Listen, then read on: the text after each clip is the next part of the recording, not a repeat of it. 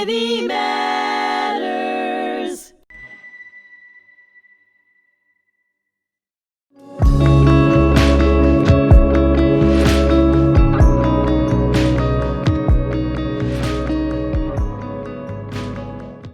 Hello and welcome to hmTV here at the Holocaust Memorial and Tolerance Center. I'm your host, Dr. Bernie Furshpan, and I host a series, Raised by Survivors. We're here with a very special guest who works here actually as a docent, and she tells a story of her family to young people. Her name is Debbie Cohn. Debbie, thank you so much for joining me today. Thank you. This is going to be an experience that I think you're going to enjoy. We're going to have a conversation about your family. I may say a few things about my family because I think they have a shared, kind of like a similar experience, similar stories. Okay. People who grew up with survivors were impacted in many ways. They learned a lot of the lessons from them just by watching how they reacted to certain things, right? Yes. And they they instilled a certain kind of a culture in us that was a little different than the way other people were brought up. I'm sure Definitely. you agree with that. Where did you grow up, Debbie? Well, I was born in Massachusetts, Okay. but actually, when I was about 5 or 6 years old, my parents moved to Rockland County. Rockland County. North of here, Yep. yeah. And that's where I really grew up, my whole... Was it a Jewish community or was it a mixed community? It was not really that Jewish where I was.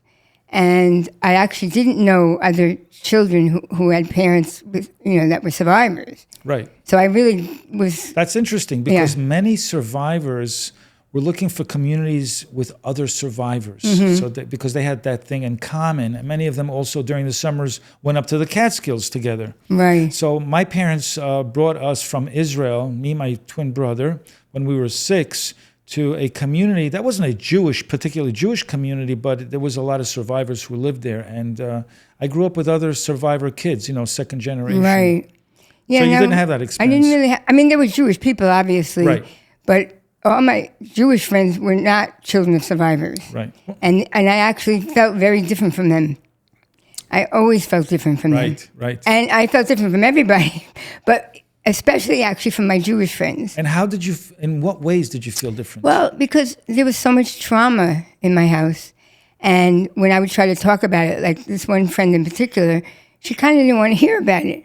She didn't want to hear about it. And she kind of felt like, well, that was your parents, What does that have to do with you? Right. And I'm like, well, of course it has to do with me and my siblings. It affected us very much, in good ways and bad ways, Right. The Holocaust was always there in my house. I'm the youngest of 4. Right. And actually, my parents had moved around a lot before I was even in Massachusetts. They had moved to some other places because of my father's job. But ultimately, I was in Rockland County for most of my whole childhood.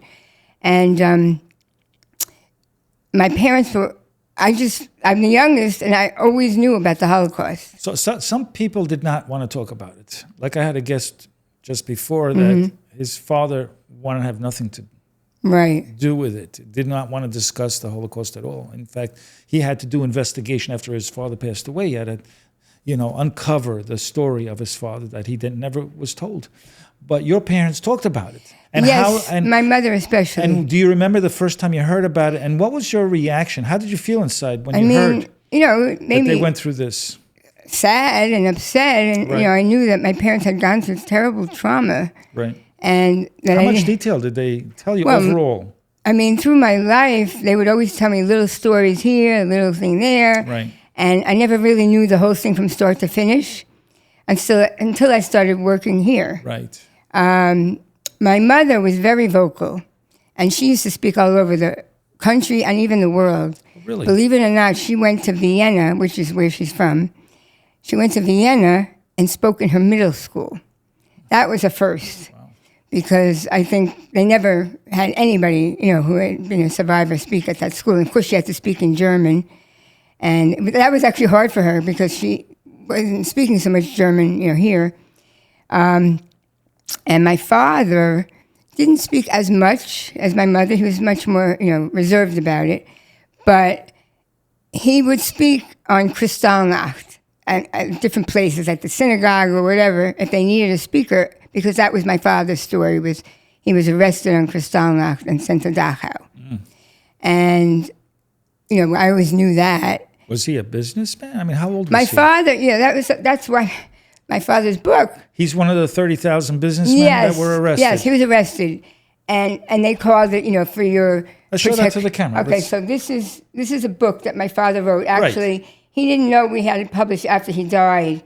But my father had written this because he was very into history. And, of course, he was German, and very German. And his 5 uncles had fought for Germany in World War I. Right. And never thought this would happen. And my father saw the whole rise of Hitler to power, and he was old enough. He actually graduated high school in 1933, 3 months after Hitler came to power. Right. And that's a story in itself, his high school graduation. He went into the auditorium in the school, and he sees it's full of swastika flags all around. Like the Nazis were good at putting all this stuff up very fast. They were into very much fanfare. And he went in there, and what happened was one of his teachers, they called them professors, one of his professors got up on the stage to start the proceedings. And my father always believed that this guy was not happy with what the Nazis were doing. He was kind of overwhelmed by what was happening to the country. And he gets up there to start speaking, and this is a very dramatic story. He actually falls on the floor and has a heart attack and died. Oh, my God. Yes. That's just my father's high school graduation, a crazy thing. And my father always believed it because he was so overwhelmed with what was going on in the country. And, I mean, I guess we'll never know, but that's what he felt all these years. And then the graduation never went on. After that happened, they all just packed up and left. Right. So, but anyway, so my father saw everything going on in Germany, all the laws being put into place, and it affected him all throughout. And then in 1938, he was, picked up. He was already working at that time, and he was working for a bank, and they saw that he had a briefcase, and I think and he saw that they were arresting a rabbi from the town, and I think my father knew him, and so my father gave him like a glance, like as if he knew him, and as soon as they saw that, they realized my father must be Jewish, and he also had a little briefcase, so he was put into Dachau. And, they always were using euphemisms by saying he was arrested for his own protection. Right, which was nonsense, obviously. Yes. They were forced to pay to get out of jail, correct? Well, my father had a very unusual circumstance. He was in Dachau for a few months. He actually learned the German military drills. They would march all day long and formation and everything. And he was freezing cold. They were, had little thin pajamas. Or whatever, prison uniforms. And ultimately, at that time, it was the only time this ever happened, that Hitler released prisoners from the camp. The only time. He called them the November Jews. And it was because at that time, he wasn't really sure what to do with them. He just wanted to get rid of them out of the country. And so they were going to release my father, but he had frostbite because it was so cold. And of course, he lost a lot of weight. It was a very unpleasant experience. But they said, okay, we're going to heal your frostbite first. So they healed his frostbite. And then they said, okay, now we're going to release you, but you have to tell everybody that we treated you well here. And that once you get out, you have to leave the country within 90 days, or else we're going to take you back and you'll never get out. Because it was the only time they ever released prisoners, was this time. And so my father was released, which was like a miracle. And he was not able to get out in 90 days because where was he going to go? He had no papers to go anywhere. So he actually had to work in brickyards, like doing really heavy manual labor. And they didn't find him. They didn't pick him up again. But somehow he got papers to come to this country, the United States, in 1940, which was really a miracle, another miracle. But none of his family came. That's a whole other story. But he came here, and one of the first things he wanted to do was enlist in our army. So he was not only a Holocaust survivor, but he was a World War II veteran. Amazing story. This happened a few times where Jews escaped, ended up in the United States and fought against the Axis and Hitler. And I'm sure they were proud to serve. Oh yeah, he actually wanted to be them. stationed in like Germany or something to be Some a Jews translator, but they wouldn't let him. Some Jews actually not only survived and ended up in the American military, but also liberated camps. And Yeah, this is no, he didn't get to do that. That's a rare situation, That is but rare. that is an incredible. That's a a story that comes full circle. Yes. And But they didn't want to. He wanted to be a translator, right. but they wouldn't let him because they thought he'd be thought of as a spy. Let's talk about growing up with your parents. They both were very active. They were very So my proactive. my mother's a whole other story because I remember when I was pretty young. Do you remember the Bill Bog Show? Sure. It was a talk show. I know Bill. Oh, you He's do? a dear friend of mine. Oh, well, when I was younger, my mother was on the Bill Bog Show. Oh. And I got to tell him about this. And it's What's her kind name? of Ilse, Ilse, Ilse, Morgenstern Loeb, Loeb. Okay. I mean, it was a long time ago. And so she was on his show, and I remember I was at my house watching it while it was being filmed or aired or whatever. And I was like, wow, this is different than my friends. You know, my friends don't have parents who are invited to be on a talk show and tell their whole history. And she was saying how she never wanted to waste food, never. We throw food out. And I was just in the midst of throwing something out. So, of course, I didn't. I kept it and I ate it, whatever it was, because that was just one of the things that I was, Sure. Coping with from having my parents be like that. And my mother, I mean, her story is unbelievable also. But she said the cue card, they have the cue cards for the person filming, said, just like Anne Frank, but survived. Wow. And that was always the story of my mother's life. Just like Anne Frank, but she survived. She survived to tell the story herself. Yes, exactly. I mean, Did she write in a diary? No, my mother didn't write a diary. Right. Okay, she didn't do that. And but it's a similar story. They were in hiding. In the same country. In the same country. They have a lot of parallels. My mother, she left her parents at age 13. All by herself. Her parents had to send her on a train all by herself from Vienna through Germany into Holland. Right. Where they had a cousin who was going to help her get settled there by, helping with the Jewish agency there.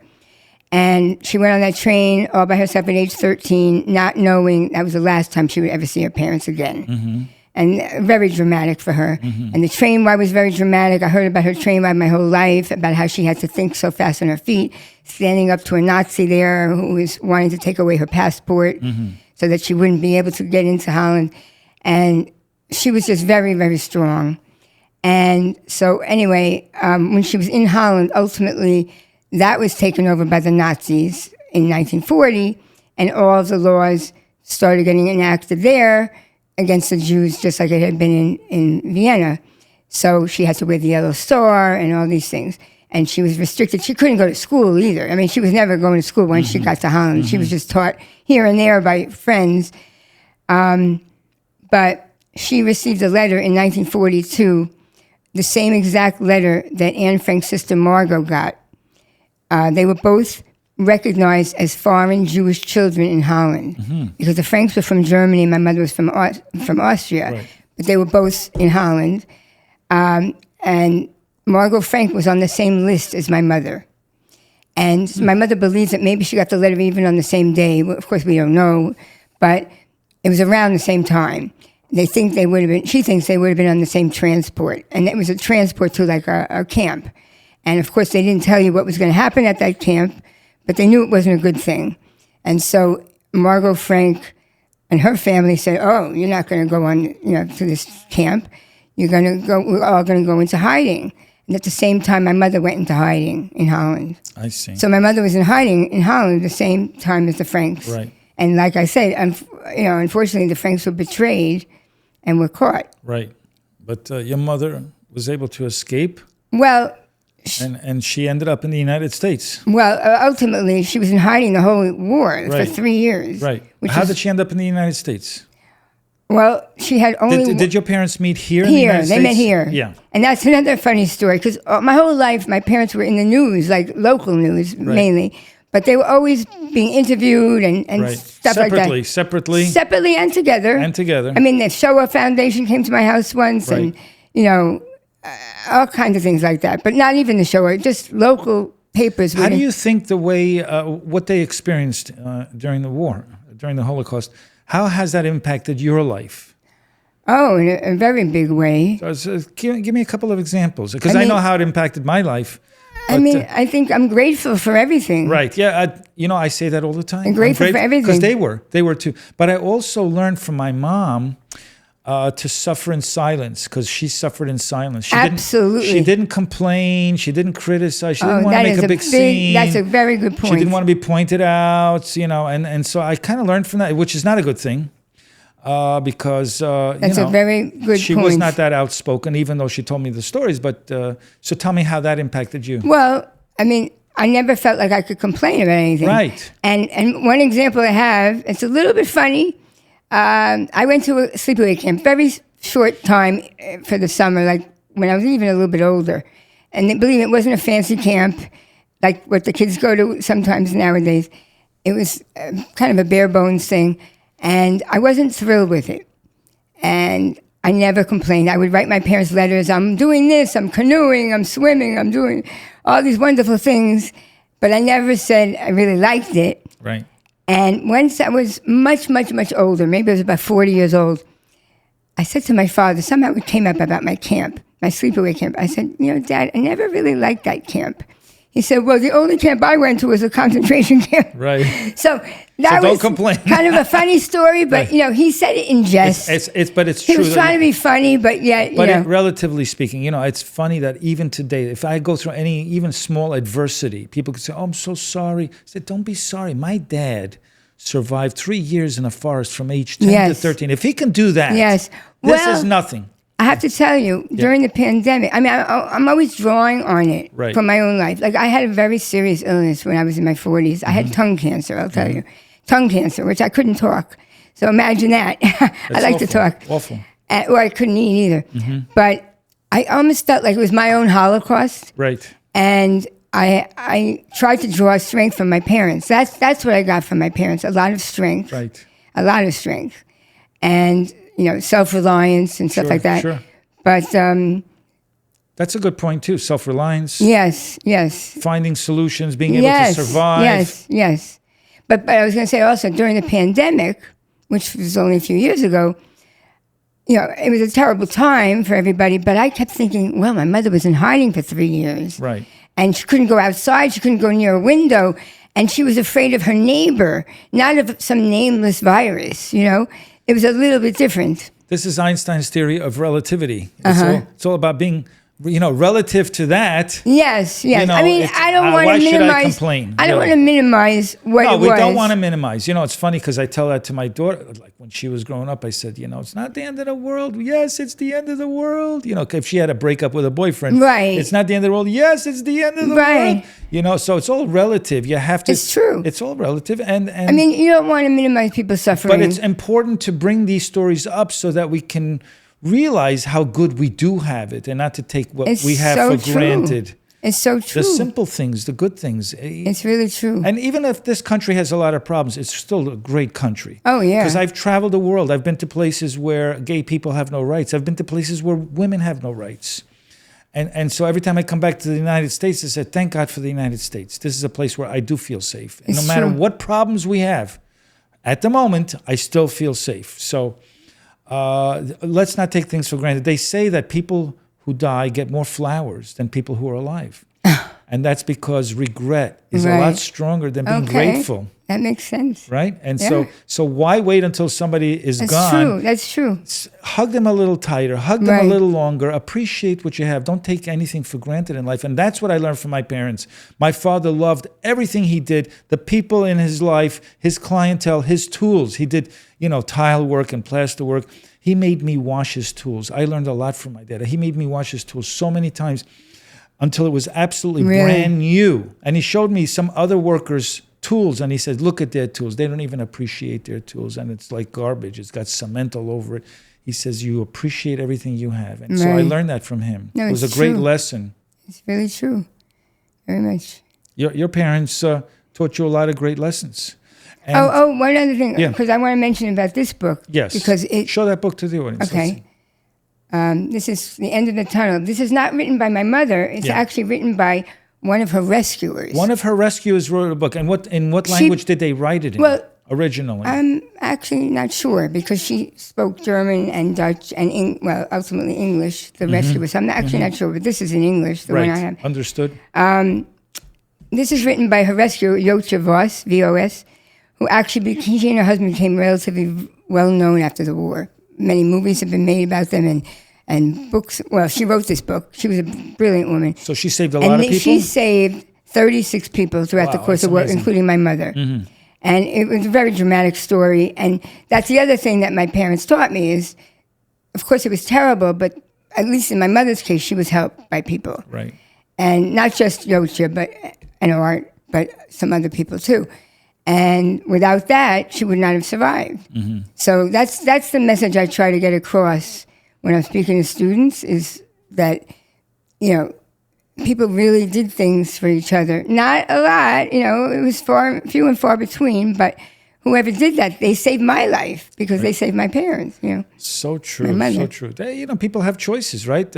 But most people, about 85%, do nothing. And that's really... I know. These are the people we're talking to. We're talking to the silent majority. Right. To stand up and do the right thing. Because most people will do the right thing, not the bad thing. But many people are easily and very susceptible to manipulation and lies and propaganda. They immediately jump on the bandwagon without being critical about, where is this coming from? Is it true?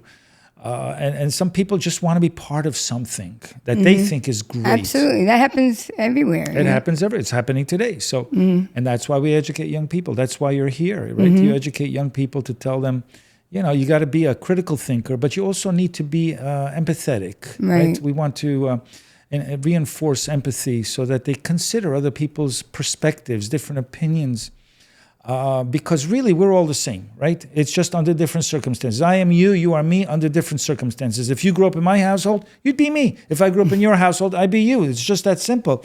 People need to understand there's more than one way that people are raised and how they see things. But some people need to be educated about the facts because they're misinformed and sometimes disinformed. And so this is the challenge we have today. Absolutely. I mean, that's one of the things that upsets me a lot is when there are Holocaust deniers out there. Right. It's very upsetting. What kind of satisfaction do you get talking to young people? And tell me what kind of results do you think we're getting? I feel alive. Yes. I feel alive. And I feel like I'm doing something to maybe make the world a little bit better. Even if it's a little bit, it doesn't matter. That little bit can make a big impact. I mean, I have to tell you, I was living in Long Island a long time, and I was doing a lot of volunteer work here. But then a bunch of years ago, we moved to Miami Beach for a lot of the year. But I come up here in the summer, which is why I'm here right now. But I always feel like this is my home. Right. And this place is my home. I feel a sense of belonging here. Me too. I really feel do. the same way. Yeah, I really do. I have to drive at least an hour, but I look forward to it. I actually am excited to get here and to do the good work that we do. Yeah. And it's very rewarding. There's nothing like it. Definitely. It's thankless. We're not looking for recognition or thank yous. We just want to feel like we actually are impacting young people. Absolutely. And you can tell that we are. Yeah. Because they're inquisitive. They respond, They respond. They're like, wow, people actually have done things like that. People can potentially do things like that. Right. That's the point, is that good people can be manipulated to do bad things. Right. That's the unfortunate reality. It's not like they did it. We all have this potential to do these things, but we all have the potential to do amazing things. And I know. And that's what we want to bring out. But I want them to also think about anytime, wherever you are, adults too, if you're in the supermarket and you see somebody getting bullied for some reason, try to speak up. Right. You can't always do it, but I try to just let them incorporate it into their life. At least be aware and not cower to situations. At least be aware that you can do something, even if it's to call the police. Right. Honestly, not to run away and I don't want to have anything to do with this. People just run away. And that's the unfortunate reality. And this was a wonderful conversation I had with you. Thank Debbie, you. I'm so glad we did this. Me too. Thank you. Thanks for being here, and a fascinating story. And you're an incredible human being. Oh, And you are. And people thanks. love you here, and they love what you do. And we're grateful Thank you so much. that you've done so much for so many years. I know you've been here for a long well, time. actually, you know when I started, just to tell you Yeah. one more thing, I started in 2001. Yep. My mother had an exhibit here on hidden That's children. 24 years. And but when 9/11 happened, I was on my way up here to a docent meeting, and I still came here. Right, I just found out that Right. morning. You know, I'm on my way, Right. and I came here because you know why? I said the Holocaust survivors will know what to do. Right. There was still a lot then. There was still. And I said, they'll know what to do. They will. In this time of trouble, you Right, know? yeah. And I felt very comforted by being around them. Because they're calm and collected. Well, they've been and- through such terrible yeah, things. they've been through worse than this. Yes. And so this is a piece of a Right. cakewalk for them. But not that it was an awful day. It was I remember that day. It was an awful day. And so we have to stay vigilant, and we have to continue to educate young people. And I want to thank you again, Debbie, for being here. And I want to thank all of you for listening in on this conversation. And stay tuned for some more great podcast episodes here on hmTV at the Holocaust Memorial and Tolerance Center. I'm your host, Bernie Furshpan. Thank you so much for joining me on my series, Raised by Survivors. Until next time. Thank you.